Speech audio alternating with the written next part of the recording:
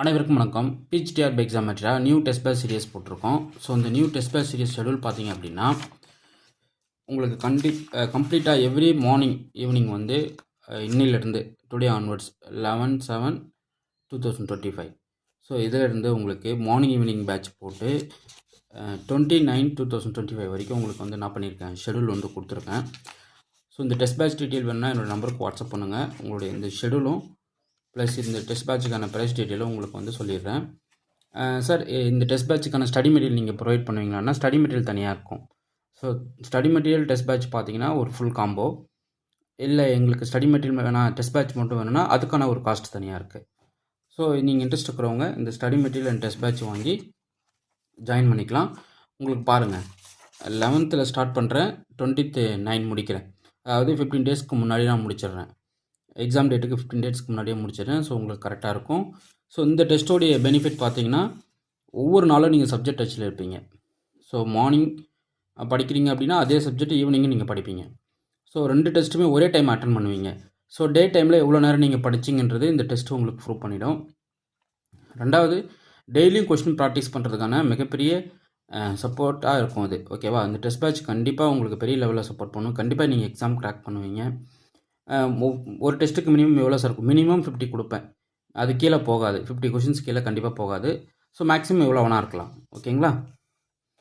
So இந்த டெஸ்ட்டோடைய detail வேணுன்னா என் நம்பருக்கு வாட்ஸ்அப் பண்ணுங்கள், நான் உங்களுக்கு டீட்டெயில் ஷேர் பண்ணுறேன். Okay, fine. இப்போது பிஜிடிஆர்பி எக்ஸாம் மெட்டீரியல் ஒரு இம்பார்ட்டன்ட் ப்ராப்ளம் பார்க்க போகிறோம். ஸோ ப்ராப்ளம் பாருங்கள். இது வந்து டோபாலஜியில் கேட்குற one of the problem. Let x equal to ABC.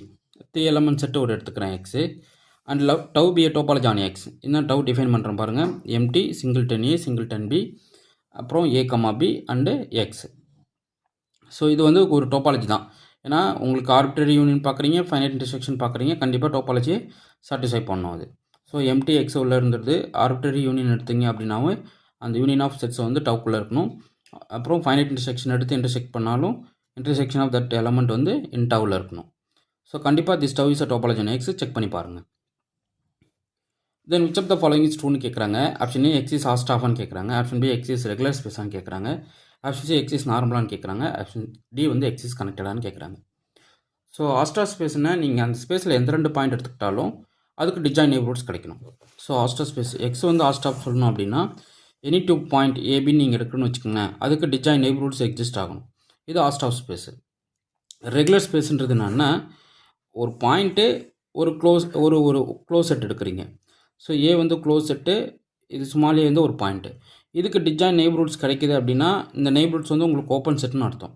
இது கிடைக்கிது அப்படின்னா இந்த ஸ்பேஸ் வந்து ரெகுலர் ஸ்பேஸ்ன்னு சொல்லுவோம். ஓகே, இப்போது அதுவே நார்மல் எப்போ கிடைக்கும் அப்படின்னா என்னோடய டோபாலஜி ஸ்பேஸில் 2 க்ளோஸ் செட் எடுக்கிறீங்க.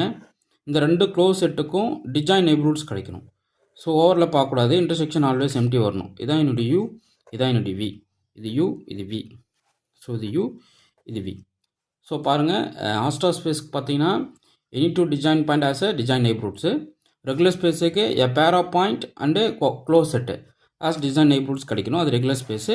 நார்மல் ஸ்பேஸுக்கு வந்து 2 க்ளோஸ் செட்ஸ் எடுக்கிறீங்க அப்படின்னா அந்த 2 க்ளோஸ் செட்ஸுக்கும் 2 டிஜாயின் ஓப்பன் செட்ஸ் நீங்கள் கண்டுபிடிக்கணும். ஓகே, ஸோ இதில் என்னென்னா ஹாஸ்டாஃப் இம்ப்ளைஸ் ஹாஸ்டா ஸ்பேஸாக இருக்குது அப்படின்னா அது வந்து ரெகுலராக இருக்கும். ஸோ நோட் பண்ணிக்கோங்க, ரொம்ப முக்கியமான கீ பாயிண்ட்டு. ஸோ ரெகுலராக இருந்தால் அந்த ஸ்பேஸ் வந்து நார்மலாக இருக்கும். But converse not true. So நார்மலாக இருக்கிறதால கண்டிப்பாக ரெகுலர் வராது. Okay, converse not true. ரெகுலராக இருக்கிறதால ஹாஸ்டாஃப்ஸ் வராது. நாட் ரெகுலராக இருந்தால் ஆல்வேஸ் ஹாஸ்டாஃபானால் கிடையாது. ஓகே, ஸோ இந்த implication true. Hausdorff implies regular, regular implies normal.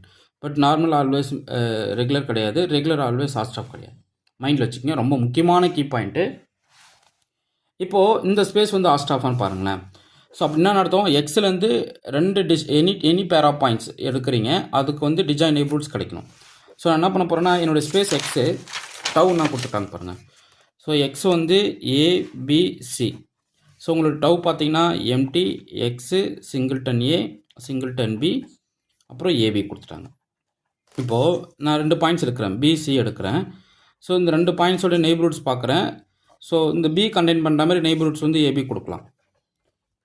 இப்போ சி கண்டெயின் நெய்பர்ஹுட் வந்து எக்ஸ் மட்டும்தான்.